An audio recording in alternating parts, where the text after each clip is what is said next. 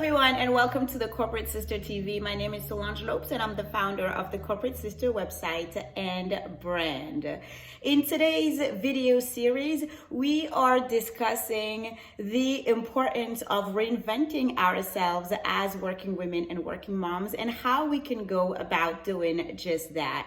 One thing that 2020 has taught me and has certainly taught many, if not most of us, is that it is so important for us to cultivate a certain level of flexibility, agility, and a general spirit of reinvention for us to be able to not only survive, but also thrive in difficult and unexpected circumstances like the ones we've had to face in 2020. From the global pandemic to the career revolution, to the family revolution we've had to witness last year that we couldn't have imagined or predicted in a million years. We've had to learn to not only be resilient, but also to develop flexibility, agility, adaptability, and to use these circumstances instead of just letting them use us in order to be able to reinvent a better, more resilient, more solid version of ourselves, especially as working women and working moms who have had to bear the brunt of this pandemic crisis from the home to the office. In this reinvention series, we'll be talking about first how to reinvent our own mindsets. It begins and ends with mindsets, as I've had to learn at my own expenses, and as I'm sure you've also had to learn yourself. The way we think, the thoughts that we nurture and keep, and the way our mindsets operate really end up dictating much of what we go through in our lives and in our careers.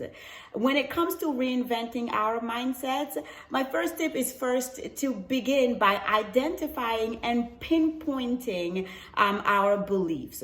Those belief systems that for the most part have been given to us and heaped onto us by society, the environments we've evolved in, the people that are around us, including well-meaning adults, parents, family members, friends, acquaintances. And those beliefs, whether we want it or not, have become part of our internal guidance system and have become part of our compass that we use day in and day out to direct us in whatever direction we choose to go in our lives and careers. This is why it's so important for us to be able to take a stop, take a pause, and periodically identify and reassess those beliefs, especially the negative ones that keep us stuck in place. So let me ask you, what are the predominant beliefs you have about yourself and your work? And more specifically, what are those negative beliefs you have about yourselves, your work, your career, your lifestyle? And it's not too hard to have many of those, especially considering how society has heaped onto us a bunch of gender stereotypes that keep trying to convince us that we're not as capable, we're not as able as our male counterparts, that we're not as able to reach certain milestones, hence the proverbial glass ceiling and concrete wall for women of color. So when you have a minute, please take some time to identify those predominant beliefs that you have about yourself, your work, your career, your lifestyle, and identify especially the negative ones. Identify where they're coming from and how you can replace those with more positive beliefs about yourself, your work, your career, your lifestyle, not just based on what you want these to be, but on your past experience, your past achievements, your past successes, your past lessons.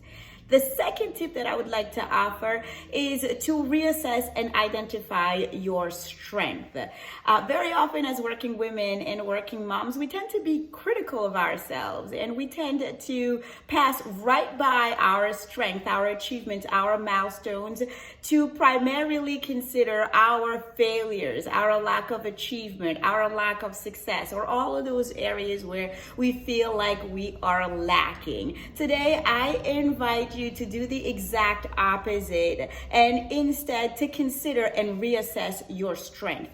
Those strengths that come to you naturally from natural gifts and talents, but also those strengths that you've acquired through experience, through your past jobs, through your past relationships, through learning from your network, your mentors, your sponsors, all of these things that make you uniquely capable and able. Take some time to make an inventory of those, not just based on your own opinions, but also based on what others are assessing to be your strength. These others can be your family members, your friends, your parents, acquaintances of yours who, believe it or not, may be more versed into what you're good at than you are. And many of these also come with less of a critical eye on you, on your achievements, on your performance, and may be able to help you identify those strengths that you yourself may not be able to identify. And last but not least, my last tip is to revisit your why. What is it that prompts you to get out of bed in the morning? What is your why? For many of us, it's our family, it's our children, it's our purpose.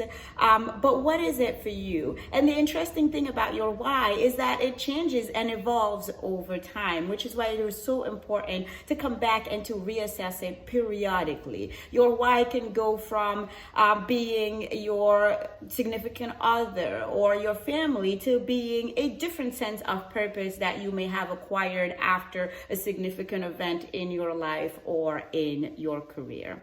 So as a quick recap, I invite you to do these 3 things: to consider your predominant beliefs, to consider and reassess your strength, and last but not least, to revisit your why as a way to set up the foundation to reinvent your mindset. I will see you on the next video on the Reinvention series. Thank you for watching, and please let us know your insights by emailing us at corporate@thecorporatesister.com. Thank you for watching.